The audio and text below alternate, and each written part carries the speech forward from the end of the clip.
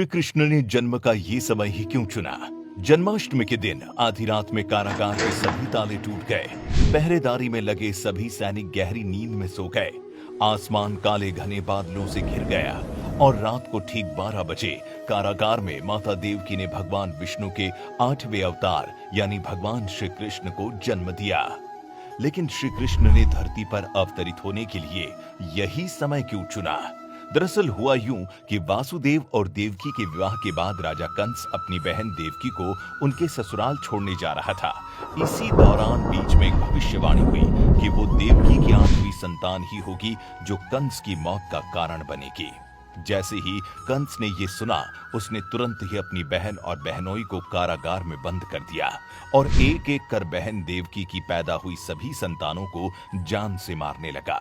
लेकिन जब देवकी के 8वें पुत्र के जन्म की बारी आई तो न तो कंस के वो मायावी सुरक्षा कर्मी काम आए और न ही कोई वासुदेव को उस कारागार से बाहर जाने से रोक पाया। और भगवान श्री कृष्ण रातों रात मथुरा से गोकुल पहुंच गए।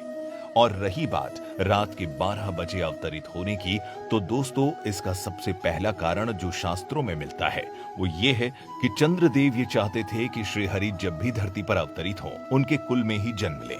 एक बार उन्होंने भगवान विष्णु से कहा भी था कि हे भगवान श्रीहरि, आप रामावतार में सूर्य वंश में जन्म ले चुके हैं, अब एक बार आप मेरे कुल में भी जन्म लें ताकि मैं भी आपके पूर्वज होने का सौभाग्य प्राप्त कर सकूं। और दोस्तों इसीलिए जिस तरह भगवान श्री राम सूर्यवंशी होने के कारण सूर्य के उजाले में जन्मे थे, उसी प्रकार चंद्रवंशी होने के कारण भगवान श्री कृष्ण आधी रात में जन्मे थे। साथ ही बताया जाता है कि बुध चंद्रदेव के पुत्र हैं, इसीलिए भगवान ने जन्म के लिए बुधवार का दिन चुना जब रोहिणी चंद्रमा की पत्नी और नक्षत्र है। इसी वजह से भगवान श्री कृष्ण रोहिणी नक्षत्र में जन्मे थे। वहीं अष्टमी तिथि को शक्ति का प्रतीक माना जाता है और भगवान विष्णु इसी शक्ति के कारण पूरे ब्रह्मांड का संचालन करते हैं। इसीलिए बुधवार के दिन रोहिणी नक्षत्र में अष्टमी तिथि को भगवान श्री कृष्ण का जन्म हुआ था, क्योंकि ये वही समय है जब उनके सभी पूर्वज वहां उपस्थित थे। कहा जाता है कि जिस समय श्री कृष्ण का जन्म हुआ उस वक्त वातावरण में एक अलग ही तरह की शक्ति का संचार हुआ था। आकाश में मौजूद सभी नक्षत्र, ग्रह और तारे शांत और सौम्य थे। दिशाएं स्वच्छ और प्रसन्न थीं। काले आकाश में तारे जगमगा रहे थे।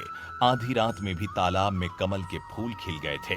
यही नहीं, देवता गण आकाश से फूलों की वर्षा कर रहे थे। कहने को आधी रात थी, लेकिन फिर पशु पक्षी खुशी से झूम रहे थे और जोर जोर से शोर मचा रहे थे। यही नहीं, आसमान में चमक रही बिजली और वर्षा इतनी तेज थी जैसे मानो वो श्री कृष्ण के आगमन का ही संदेश दे रही हो।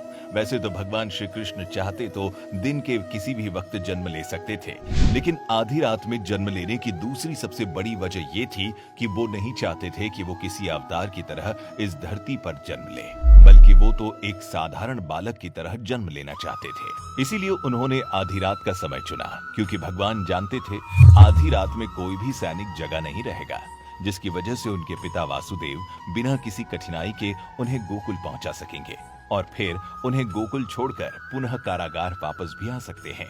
क्योंकि अगर वो भूले से भी कारागार में रह जाते तो ये तय था कि कंस उन्हें भी मारने की कोशिश करता।